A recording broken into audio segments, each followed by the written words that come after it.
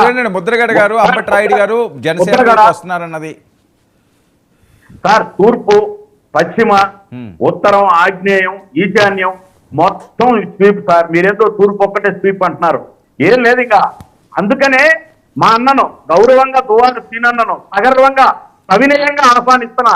వచ్చేయన్న 100 అనుకుంటాం మనం. నీకు సముచిత స్థానం కల్పిస్తాం, వచ్చాయి.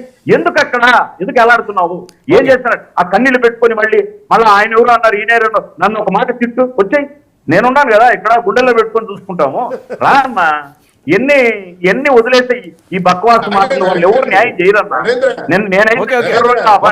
మరి మీరు పిలిచారు, ఆయన ఆహ్వానాన్ని అందుకుంటారు లేదు వినట్క మళ్ళీ మీకే ఇస్తాను. శ్రీనివాస్ గారు, నాగేంద్ర గారు, మీరు అన్నట్టు నాకు బీపీలు షుగర్ లేవు, జిమ్ చేస్తాను, ఐఎమ్ వెరీ హెల్తీ పర్సన్. నా ఇమోషనే అంత. నేను ఏదైనా తేడా వస్తే ఇదే ఇమోషనల్ గా మాట్లాడతాను. నా స్టైల్ అది, పక్కన పెడదాం.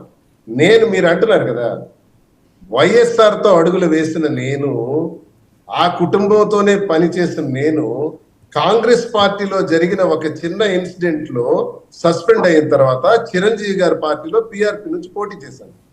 చిరంజీవి గారేంటో, పవన్ కళ్యాణ్ ఏంటో, పిఆర్పి ఏంటో, వాళ్ళ టిక్కెట్లు అమ్ముకోవడాలేంటో, వాళ్ళ దేశద్రోహం ఏంటో, వాళ్ళ దుర్మార్గం ఏంటో మీకన్నా నాకెక్కువ తెలుసు. నేను ఎవిడెన్సెస్ తో ఉన్నాను, సాక్ష్యాధారాలతో ఉన్నాను. నా లెట్ మీ ఫినిష్. చిరంజీవి గారి గురించి నేనేమి అందలుచుకోలే. He's nice gentleman. నేనేం మాట్లాడినా ఆయన గురించి. కానీ పవన్ కళ్యాణ్ సర్వభ్రష్టుడు.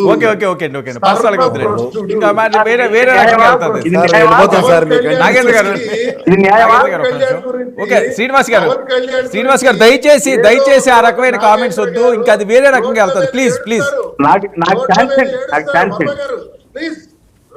రోడ్ల మీద ఏడుస్తారు మీరు పవన్ కళ్యాణ్ తలుచుకొని.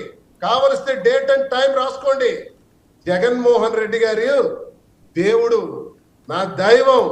నేను జగన్మోహన్ రెడ్డి గారి తాలూకా హ్యూమన్ బాంబ్, మానవ బాంబుగానే ఉంటాను తప్ప నా ఇలాంటి నీచమైన ఆహ్వానాలు, ఇలాంటి నీచమైన ప్రస్తావనలకి నేను ఎప్పుడు అన్నారు. వద్దు, నాకు ఇష్టం లేదంటే సరిపోతుంది. అంత ఆ రకంగా అంత సీరియస్ తీసుకోవాల్సిన అవసరం లేదు.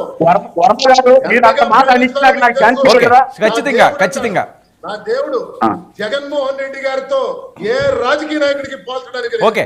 జగన్మోహన్ రెడ్డి మానవీయ కోణం, జగన్మోహన్ రెడ్డి మానవుల. శ్రీనివాస్ గారు